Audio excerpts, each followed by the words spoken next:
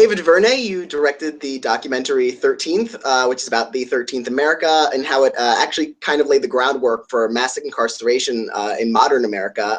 And now it's nominated for an Oscar for Best Documentary. So congratulations on that. What was it like to get that news? Thank you, sir. I appreciate it. Good to be with you. It was a great moment because the first thing that came into my mind is maybe people will tune into 13th. I'm so passionate about these issues, especially right now. I really want people to know this information and know the ideas and know the legacy that's led up to this current moment that we're in that's so divisive and dynamic, that my first thought was, oh, maybe people who didn't watch it before might be interested and might watch it. And that's the great thing about the Academy Award nomination, is that it just brings more attention to the film. And, you know, your previous film before this, Selma, was nominated for Best Picture a couple of years ago. And in a way, 13th feels like a very natural follow-up, you know, to that. That film was about Martin Luther King fighting for voting rights. And this film sort of tracks, the experience of Black Americans and the civil rights struggle from slavery, into the present day. And now it seems into the future. What made you want to tackle this particular subject matter now and in this way? I talked about and I dealt with mass incarceration in my film Middle of Nowhere that I took to Sundance. And in my series Queen Sugar, we have a major formerly incarcerated character. And I grew up in Compton, and this is just, police aggression and issues of criminal justice. It's a part of everyday fabric of life. I mean, it really is just something that's always been around me. It's something that's always on my mind. So when Lisa Nishimura at Netflix came to me right after Oscar week of Selma years, so I guess that's 2015, and said, would you be interested in doing a documentary? And I said, sure. What would you like it to be about? What are you thinking about? And she said, anything you want. I knew, this is the thing that I wanted to talk about. And that was around the same time that I was talking to Marvel about Black Panther. And so it was a real kind of question for me at that time of what I wanted to do with the kind of year post Selma. And I just had more things that I wanted to say and explore about this issue. So I was fortunate that I had a platform to do it. Given how much history this film covers, literally hundreds of years, you could probably make 10 films out of this material easily. What was it challenging to streamline it down to 100 minutes? Was there a lot that you couldn't include that you wanted to, or stuff that you would have liked to go into greater depth on? Yeah, absolutely. There's about 1,000 hours of racist, violent footage that we had to go through, my editor Spencer Averick and I, and it was tough. It took 2 years. I interviewed about 53, 54 people, 46 of whom are in the doc. I sat down with each of them for a minimum of 2 hours. And so there was a lot of footage in there and a lot to get through, but I'd given myself this 100-minute deadline. I don't know why I had that in my head. I did not want this piece to go longer than 100 minutes because I really don't think you can get people to focus on race and kind of this kind of it's tough stuff in the documentary for longer than that. So I gave myself that deadline, and we would just apply a rigor to it and a discipline. And we said, we can do this. We can get this down to it.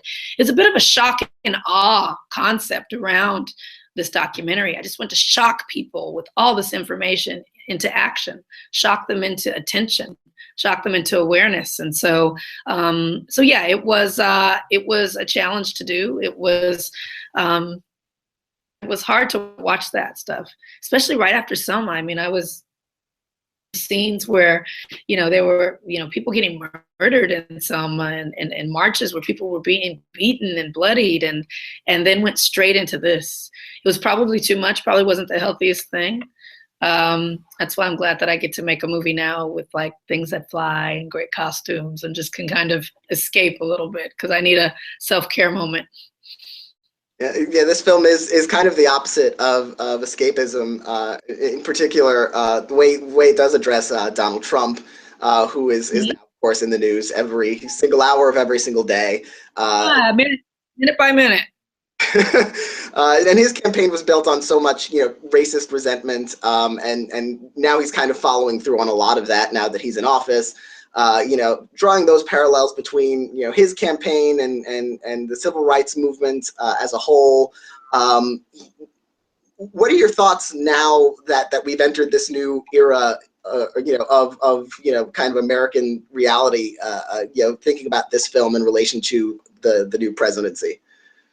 Well, I'm happy that the film exists in this environment. It's an environment that none of us could have predicted quite like this. This is a time that will be long remembered and long studied in history, and we are here right now. And the question is, what will we do? What did you say? Did you raise your voice? Did you speak up? Did you close your eyes to everything that's happening? And so I think a big part of what the 13th tries to do is get people caught up to the current moment as it relates to marginalized people, and hopefully activates people to pay more attention to everything that's happening. We are now being governed by a racist, misogynistic homophobe. Who is anti-Muslim, anti-women, anti-people of color, anti-anything that's not like him. I feel like it is incumbent upon anyone who cares about justice and dignity, forward-thinking people, to learn about each other. We have to learn about each other. We have to learn about each other and come together, because the opponent is far too powerful for us to be scattered and to be divided. And so the hope is that the 13th can do its part. So many other great documentaries, even in the best documentary category and beyond, do their part. And there's more to the story than just Black people when we talk about race. This whole Muslim ban that he calls not a ban, that's very clearly a ban, just shows us how much as Americans we don't know anything about people. We don't know anything about beauty and the nuance and the unity that we should be offering to people of different kinds, enough to even fight against it. I was really heartened. It was really beautiful to see the protests at airports. It was really wonderful to see the Women's March, women coming together.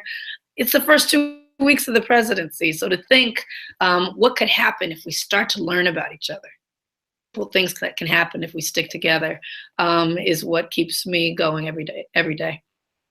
One of the benefits of having this film, on a platform like Netflix, is that, a thing that would have been art house maybe in previous years, Oh, yeah. of, no one would have seen it. Yeah, it would have been in like 2 major cities across. If you live near New York or LA, you might have seen it. And now I literally have a handful of devices around me that I can literally press play and watch this film right now. So is that a, in terms of having a conversation with the audience and being able to deal with these kinds of subjects, is that just do you feel like that's a huge game changer, this new era of streaming and Netflix and on demand? It's incredible. It changes the game for all filmmakers, but particularly filmmakers that are saying something that's not completely mainstream, right? That doesn't like have a superhero with a cape, right? Like we just know that in general, adult dramas or films about certain topics, they just have a hard time getting through, that movie theater chain these days. It's hard to break through the noise. This film, I feel, was particularly tailored to the streaming kind of system because it is kind of an intimate thing, what you think about race and what you know. And I don't think people would go to the movies to see it. I don't think that, I'd play in the art house from Friday to the Thursday. I wouldn't even make it a second week. They kicked me out. You have to be in LA to New York to see it. And then good luck. That's what this would have been. But this debuted in 190 countries and debuted in October. And we're still talking about it. And this is something that sits there on Netflix, or lives on Netflix, I'd rather say, as a resource for people to always go back to. And so it wasn't possible before these streaming systems. And so I really think, the traditional walls are collapsing. And for filmmakers on the margins like me, it's a really good thing.